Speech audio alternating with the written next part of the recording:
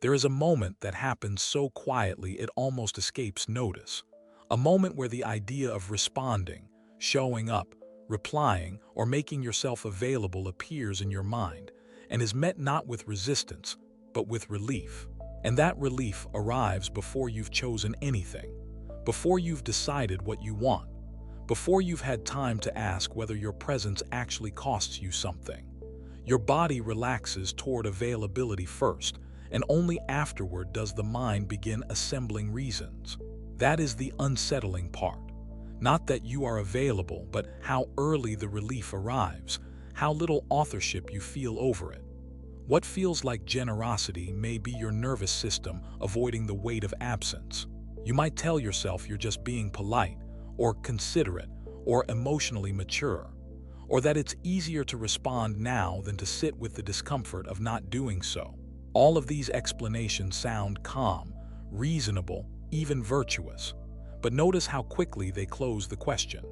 Notice how fast curiosity disappears once availability is named as the correct response. The danger here is not kindness or generosity or connection. The danger is how easily the mind learns to confuse relief with truth. Over time, that relief begins to arrive faster. You don't just respond automatically. You begin anticipating the need to respond. The possibility of absence starts to feel heavier than the cost of presence. Silence no longer feels neutral. It feels like something is being withheld, something that might provoke misunderstanding, disappointment, or subtle withdrawal. And so availability becomes not a choice, but a regulation strategy. Each time you make yourself available, a small tension dissolves. Each time you hesitate, a different tension appears. The system learns which path feels safer, and it does not need your permission to keep choosing it. Gradually, something shifts beneath the surface. You begin explaining yourself before you are asked. You soften boundaries before they are tested.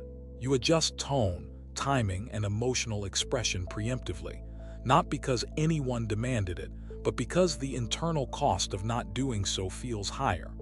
Identity begins forming around this pattern, not loudly, not dramatically, but quietly. You start seeing yourself as someone who is reliable, reachable, emotionally open, easy to access. These traits feel positive, even admirable. But identity does more than describe behavior. It defends it.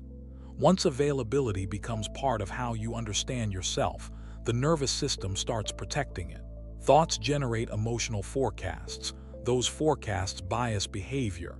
Repeated behavior becomes evidence, and evidence hardens into self-concept. Over time, you may notice something difficult to name, a slight hesitation before asking yourself what you actually want, a subtle tendency to scan outward before settling inward, a growing sense that presence must be earned through responsiveness. None of this announces itself as loss. It arrives as normal, and that is precisely why it continues. Because by the time you notice the cost of always being available, the relief it provides will already feel like proof that this is simply who you are. Once this pattern stabilizes, availability stops being something you do and starts becoming something the world quietly arranges itself around. Not because people demand it, but because systems respond to what is consistently offered. When you are reliably reachable, emotionally open, quick to reply, slow to disappear, the environment begins to adapt. Expectations shift without being spoken. Timing compresses. The space between request and response shortens. You are not coerced into this position. You are selected into it. And because the selection arrives disguised as appreciation, trust, or closeness, it rarely registers as pressure. Over time, your perception begins adjusting in advance of reality. You start anticipating the need to be present before it arises. You scan conversations for cues that require your engagement. Silence feels provisional, as if it must be justified or explained. Absence is no longer simply absence. It becomes a signal that something is wrong, something unfinished, something that may require repair. This is not because others are unreasonable, but because predictability has trained the system. What is consistently available becomes assumed. What is assumed no longer feels optional. And gradually, without a clear turning point, the center of decision-making moves outward. You no longer ask, "Do I want to engage?" You ask, "Will it cause friction if I don't?"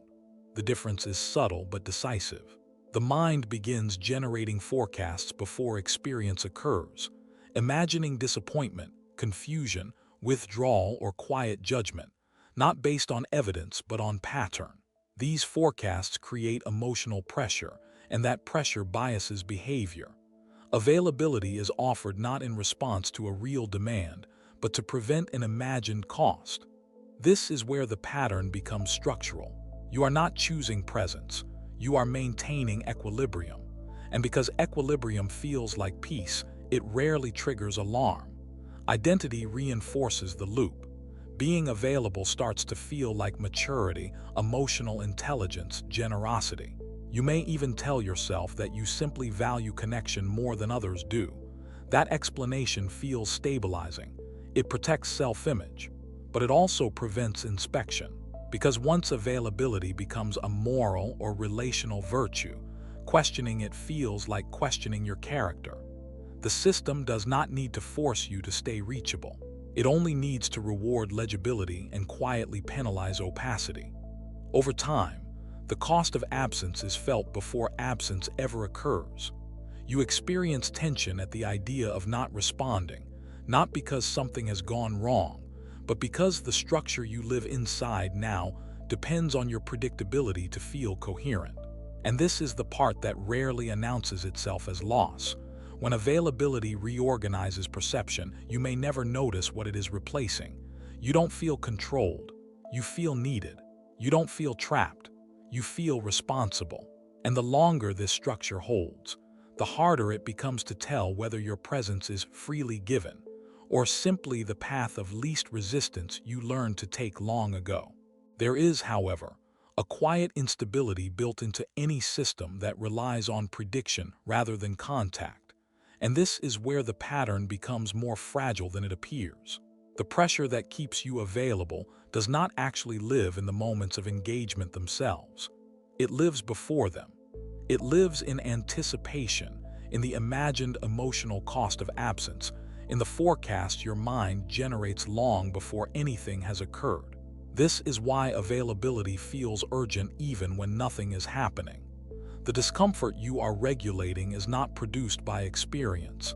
It is produced by expectation. And expectation, unlike reality, has no corrective feedback. It can intensify without limit. This is the hidden flaw.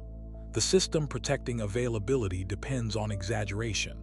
It must inflate the consequences of not responding, not showing up, not being present, because once experience is allowed to occur without catastrophic outcome, the structure loses credibility.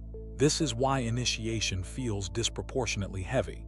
Not because the action itself is overwhelming, but because it threatens the predictions holding the system together. When presence is withheld even briefly, when silence occurs without immediate repair, something destabilizing happens beneath awareness. The nervous system does not receive the confirmation it was bracing for. The anticipated rupture fails to materialize in the way it was rehearsed. And that absence of confirmation is dangerous, not to you, but to the structure that depends on forecasting to justify itself. This is where the pattern becomes defensive, because initiation produces evidence, and evidence is destabilizing to a system organized around imagined cost. The discomfort does not disappear immediately. In some cases, it sharpens. Awareness alone does not resolve it. In fact, awareness can initially make the pressure feel louder, because now the system senses scrutiny. This is why understanding does not free you. Understanding is not interruption. It does not change how the nervous system allocates threat. The reflex to remain available persists even when you can name it, because naming does not remove the anticipatory weight. But something subtle begins to strain. The predictions must work harder. The internal argument becomes more elaborate. The impulse to justify availability intensifies, and this escalation is revealing. It shows that the power of the pattern does not come from what actually happens when you are absent, but from how thoroughly it convinces you not to test that absence at all. The system is strongest before contact, not after it. Its control is greatest in the moments where nothing has yet occurred, where the mind can still shape the story without interference.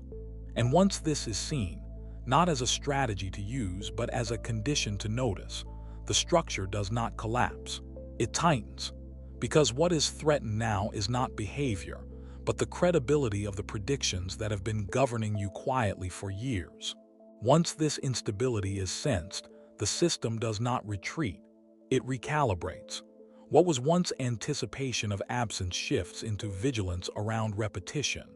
The nervous system learns not just to fear absence, but to monitor patterns that might lead to it.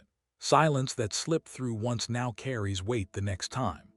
Withholding that went unnoticed before now feels charged, not because the situation changed, but because the system has updated its threat model. This is how adaptation preserves itself. It does not resist effort. It resists inconsistency. The moment initiation stops being accidental and starts becoming recognizable, it is no longer treated as neutral. It becomes evidence, and evidence threatens identity stability.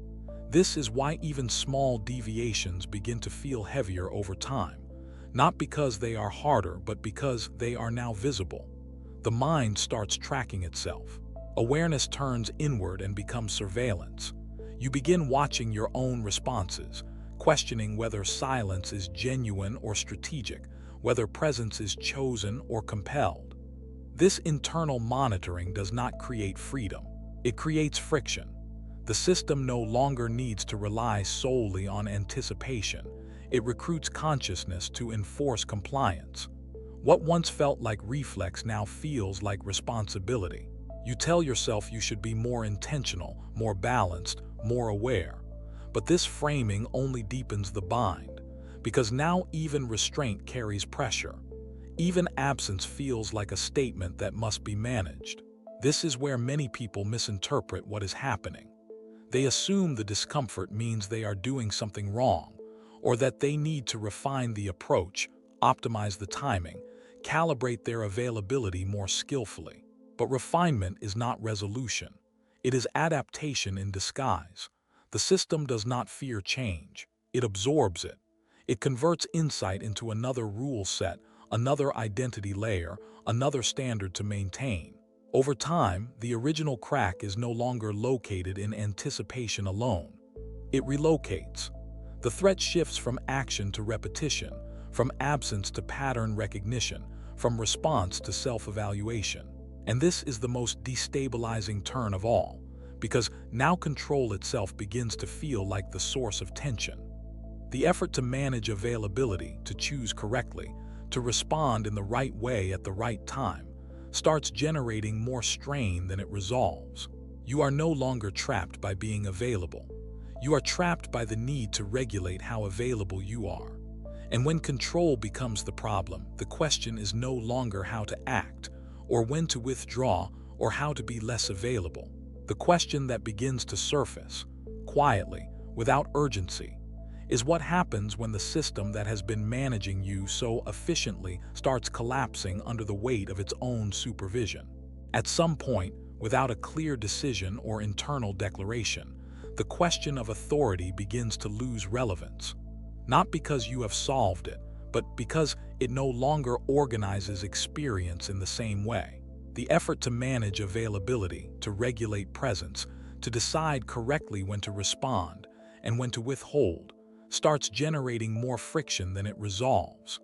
Avoidance no longer feels like protection. Control no longer feels stabilizing. The system that once maintained equilibrium through prediction and supervision begins to exhaust itself. Availability, which once arrived automatically and relieved tension, starts to feel inefficient. Not wrong, not unhealthy, simply heavy. It requires explanation now. It requires monitoring. It requires maintenance. And what once required no thought now demands justification. This is not empowerment. It does not feel like reclaiming yourself. It feels flatter than that, quieter, almost anticlimactic. The absence of urgency leaves a hollow space where effort used to live. For a while, that emptiness can feel like loss. The familiar tension that once gave shape to your days, that once told you who you were in relation to others, begins to loosen. Nothing dramatic replaces it. No new identity arrives.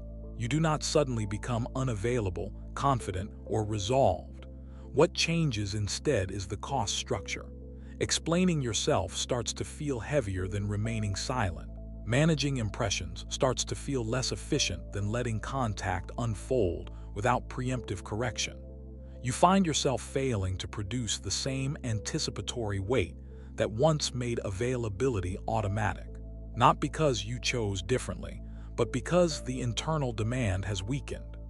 The system no longer needs to defend itself with the same intensity, because the predictions it relied on have lost their urgency. Absence no longer announces itself as danger. Presence no longer feels compulsory. And in this shift, authority is not reclaimed as a position or an identity. It dissolves as a question that no longer needs asking. You stop measuring yourself against responsiveness.